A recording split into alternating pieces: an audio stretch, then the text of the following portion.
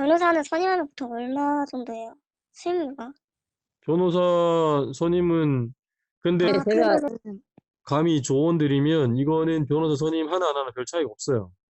그냥 제 벌금으로 끝나겠죠? 아니 그게 아니라 벌금으로 안 가게 해야죠 일단은 막아야죠.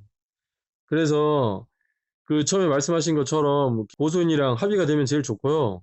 네, 그럴 여지가 없으면 일단 조사를 이렇게 해야 되는데 네. 이 변호인 선임을 한다고 해서 변호사가 다른 걸 해줄 그런 건 없어요. 혐의 없음이 나올지 기소유예가 나올지 벌금 얼마 이렇게 해서 약식 명령이 나올지는 이제 이후 지켜봐야 되는데 그 세 번째 벌금 나오는 거는 그 최악의 시나리오인데 최악의 그 시나리오는 변호사 선임한다고 해서 그게 달라지지 않아요. 그러니까 예를 들어서 변호사 선임하면 뭐 연차에 따라 좀 다르지만 그 형사사건 같은 경우에 뭐 못 줘도 뭐 500 이상은 줘야 되고 맞아요. 예, 그 다음에 뭐 성공보수 더 달라고 하는 사람도 있고 그러니까 차라리 그 돈 줄 바에는 그냥 합의금을 걔한테 주는 게 차라리 나아요.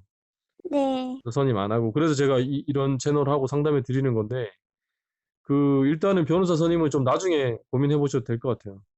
글을 올렸거든요. 그러니까 처음에 남자친구가 저한테 동거를 하자고 제안을 했거든요. 근데 이제 전 남자친구가 하는 행동이 이제 여자애들 다 있는 데에서 여자애들이랑 막 같이 놀고 그리고 이제 그때 펜션에 수영장에서 이제 후배 친구가 싫다 하는데도 계속 공주님 안기 이렇게 스킨십 하면서 몸 터치, 바디 터치 하면서 많이 불쾌했다. 그런 이야기를 듣고 저는 너무 화가 나서 한때 좋아했고 동거를 했었고 사귀는 사이였으니 저는 괘씸하고 배신감 들어서 글을 올렸거든요.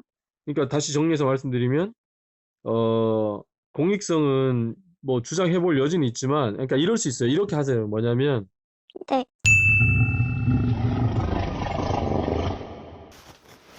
안녕하십니까, 윤변입니다.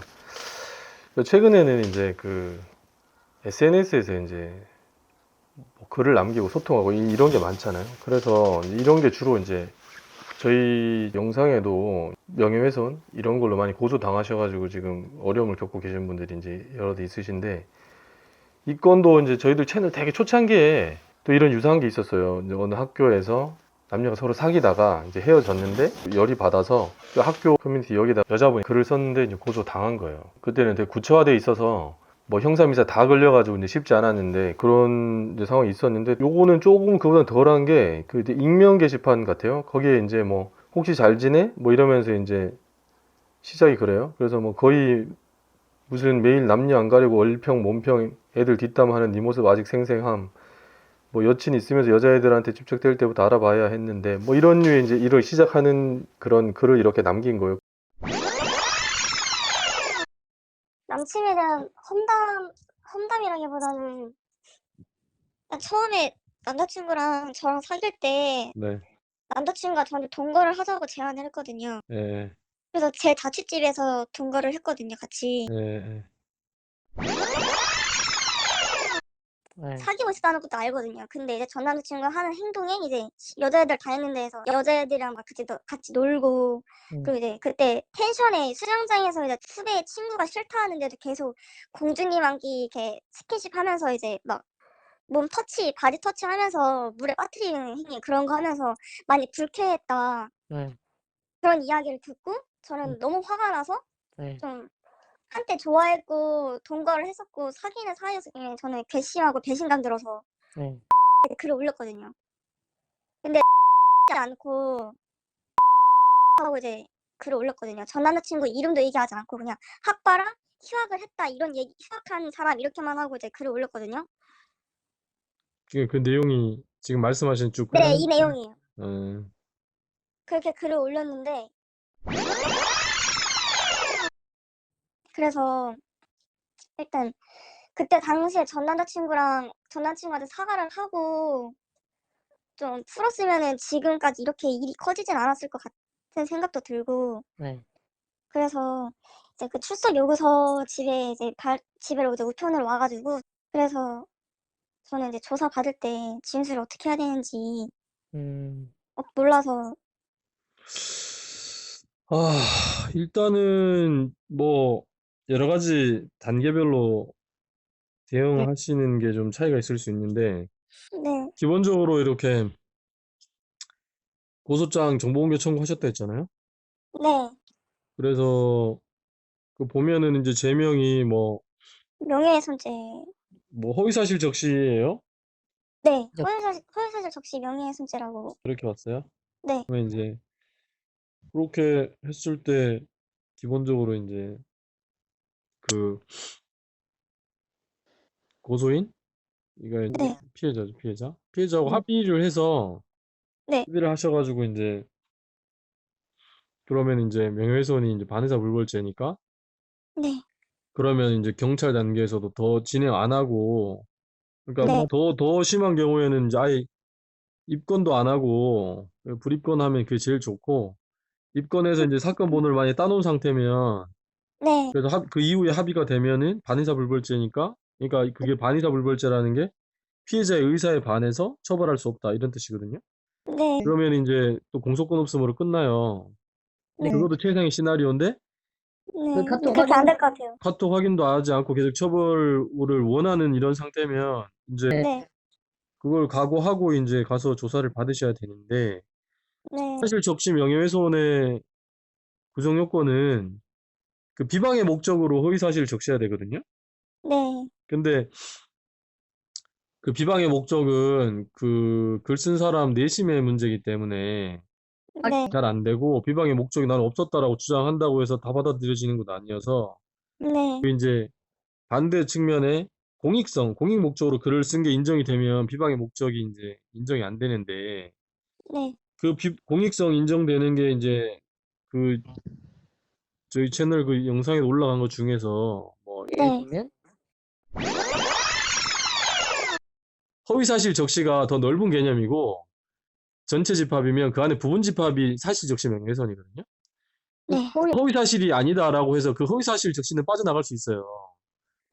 그래서 여기서는 지금 방어해야 될 게 뭐냐면 그 사람이 그러면 나는 사실 적시 명예훼손으로 고소할래요 라고 걔가 입장을 바꿀 수가 있잖아요. 네, 그렇게 하기 전 단계에서는 하실 수 있는 게 뭐냐면 네, 비방의 목적이 없다는 거 하고 허위사실 적시가 아니라고 하는 거를 주장을 해야 되는데 이 두 개가 동시에 인정돼야 되거든요. 근데 비방의 목적은 인정이 돼버릴 가능성이 높고 네, 대신에 쓴 내용이 진실이다. 그래서 허위사실은 아니다라고 할 여지가 있어요. 내가 누구한테 뭐 전해 들은 내용이다. 네. 뭐 그게 전언이죠, 전언. 전해 들은 말이고 뭐 소문에 이런 말이 있다더라. 아, 이런 거는 또, 그거는 못 빠져나가요, 또. 하, 그거는 약해요.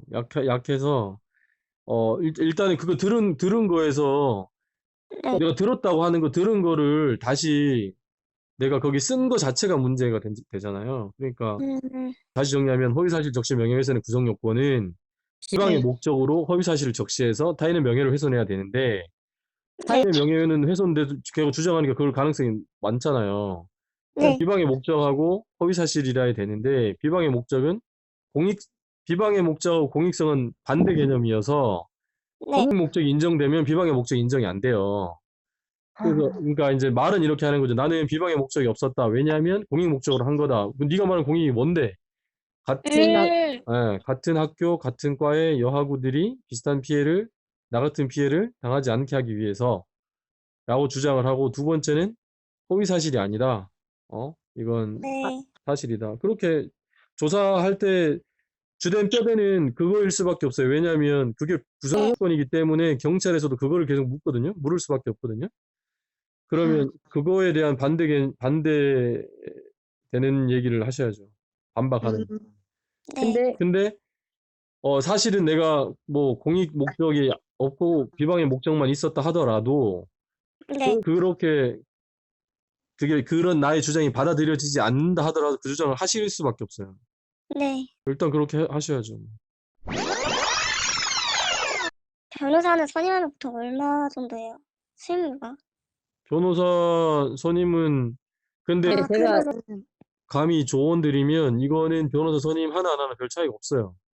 그냥 진짜 벌금으로 끝나겠죠? 아니 그게 아니라 벌금으로 안 가게 해야죠. 일단은 막아야죠. 그래서 그 처음에 말씀하신 것처럼 고소인이랑 합의가 되면 제일 좋고요.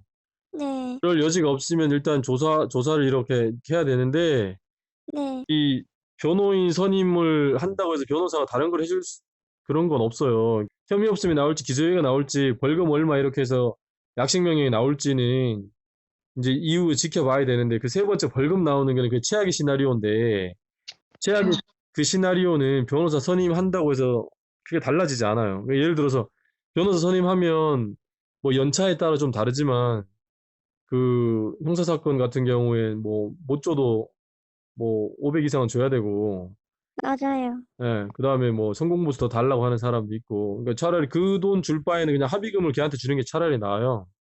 네. 선임 안 하고 그래서 제가 이런 채널하고 상담해 드리는 건데 그 일단은 변호사 선임은 좀 나중에 고민해 보셔도 될 것 같아요. 뭐 도움이 좀 됐나요? 네. 많이 됐어요. 그래요? 네. 감사합니다. 네, 또 연락 주세요. 네. 감사합니다. 일반적으로 이제 그 남자분하고 있었던 거에 대해서 쭉 이제 뭘 썼어요. 그래서 이제 당연히 특정 안 될 거라 생각을 하고, 뭐 다른 댓글도 그러면서 이제 뭐 그 특정 과를 언급하면서 이제 4학년 되는 뭐 기역 XX. 그러니까 이제 뭐 기역이면 예를 들어 성이 김씨잖아요. 김 XX 뭐 다른 사람 댓글 이렇게 단 거예요. 그러면 봤을 때 딱 누구라고 뭐 과나 뭐 이런 거 특정 안 하고 이렇게 해서 이게 문제가 되나? 이제 그런 생각을 하고 이렇게 했는데 어쨌든 소문을 듣고 이제 아니 그리고 이제 이 얘기 내 얘기잖아. 고소인은 그렇게 생각이 됐겠죠? 그런 경우 되게 많아요. 근데 이제 전에도 말씀드렸지만 첫 번째는 난 너를 특정해서 그래 예정하고 그렇게 얘기한 게 아니다라고 얘기할 수 있는데 그 특정 여부는 이제 댓글이나 야 근데 혹시 그 뭐 무슨 과에 누구 아냐? 또 초성 이렇게 하고 뭐 이렇게 하잖아요. 그러면 주변 정보를 이제 종합해서 특정이 된다고 보는 입장이 있을 수 있거든요. 그래서 어떤 경우에는 뭐 초성으로 뭘 했는데 죄가 되고 어떤 경우는 안 되고 뭐 이런 게 판례도 여러 가지 이제 혼재되어 있는 상황인데 그래서 뭐 처음에 할 수 있는 거는 이제 뭐 특정이 안 됐다. 두 번째는 뭐 허위 사실이 아니다. 그리고 또 뭐 세 번째는 뭐 공익 목적이니까 뭐 비방 목적이 없다. 뭐 이런 식으로 쭉 갈 수 있는데 이제 이런 류의 이제 서로 남녀가 좋게 사귀다가 이제 헤어졌을 때 이제 막 이렇게 뭐 열폭이랄까? 뭐 이렇게 해서 이제 아니면은 또 이런 사람 있으니까 조심해라. 이제 이런 경각심 고지 차원에서 했다고 이제 주장해 볼 여지가 없진 않은데 그래서 이제 이렇게 됐는데 현재는 지금 어려움을 겪고 계시죠. 그래서 이것도 뭐 계속 결과는 봐야 되는데 합의가 되고 하면 좋겠지만 이제 서로 뭐 고소인 입장에서는 뭐 그 돈 없어도 된다라고 해서 계속 이제 처벌 원하고 이러면은 이제 이것도 굉장히 좀 어려움 겪을 수 이걸 현재 진행하고 있는데 뭐 결과 나오는 대로 이제 공유해 드리고 할 건데 이 뭐 녹취가 있다든가 아니면 글을 명확히 남겼을 때는 이제 쉽지 않죠. 피해자하고 이제 합의가 됐을 때 이제 제일 원만히 해결될 수 있는데 그게 잘 안 됐을 때는 뭐 형사공탁이나 이런 것도 검토해 볼 수 있지만 이제 벌금이 나오는 것도 이제 각오는 하셔야 된다. 근데 그런 거는 사실은 변호사가 개입해도 크게 사안을 뒤집거나 이렇게 할 수 있는 게 아니에요. 그래서 그런 건 현명하게 판단해 보실 필요가 있다. 되게 신중하게 임하셔야 된다. 그런 말씀 드립니다. 오늘 뭐 이상 그만하고 또 다음 기회에 인사드리도록 하겠습니다. 건강 유의하시고 구독, 좋아요, 댓글, 알림 설정 부탁드립니다. 감사합니다.